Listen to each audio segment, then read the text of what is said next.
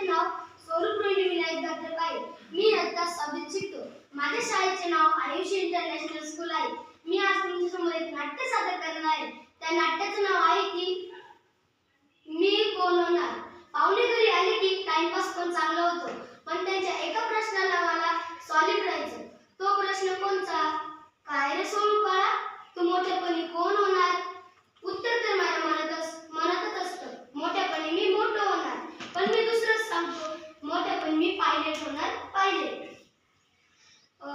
Driver नसेल तर काय करतात? ते म्हणतात नको रे बाबा, ते विमान पडतात. आपल्या देशात हजारो विमान ये जाय करतात, पण या मंडळीतला पडायचीच भीती, ऍक्सिडेंटचीच भीती, हायजॅकचीच भीती. काय करावा? एक गंमत करतो. पाहुणे घरी आले की ते विचारणारच, तू मोठेपणी काय बनणार? तेव्हा मी बोलेल मी इंजिनियर बनणार. लगेच पाहुणे बोलतील इंजिनियर बनणार, मोठेपणी आमचं घर बांधून देशील ना?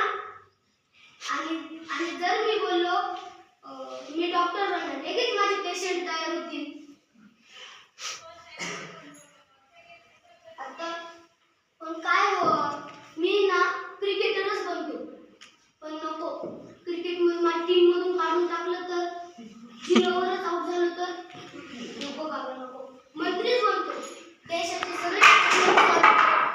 सगळे प्रॉब्लेम सॉल्व्ह करतो. नको बाबा, ते खूप कठीण काम आहे.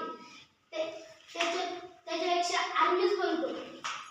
जो मरून गेलो तर